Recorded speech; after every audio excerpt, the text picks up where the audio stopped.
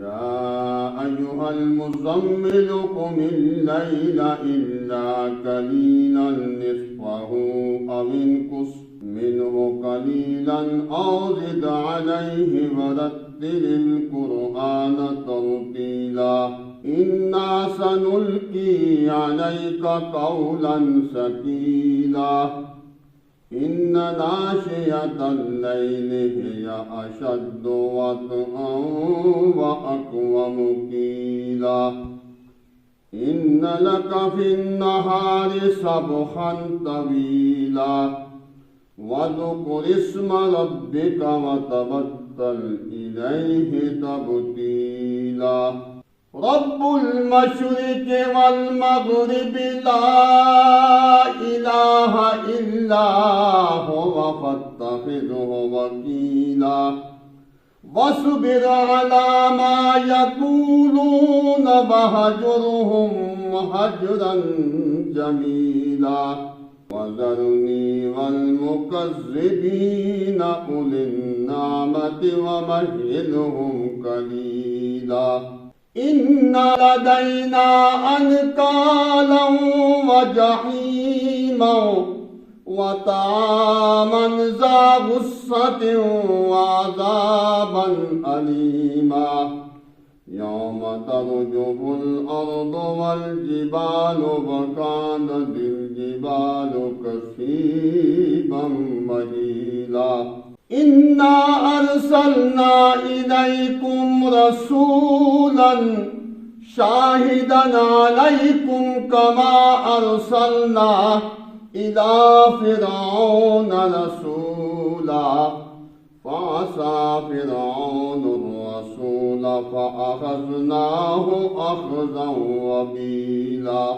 فكيف تتقون إن كفرتم يوما يجعل الولدان شيبا السماء منفطر به كان وعده مفعولا إن هذه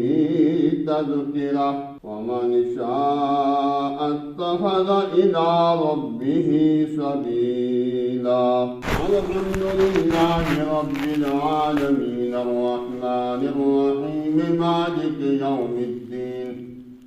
إياك نعبد وإياك نستعين اهدنا الصراط المستقيم صراط الذين أنعمت عليهم غير المغضوب عليهم ولا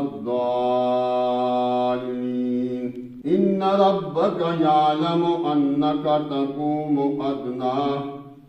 من ثلثي الليل ونصفه وثلثه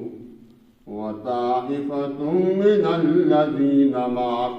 والله يقدر الليل والنهار علم أن لن تحصوا فتاب عليكم فاقرؤوا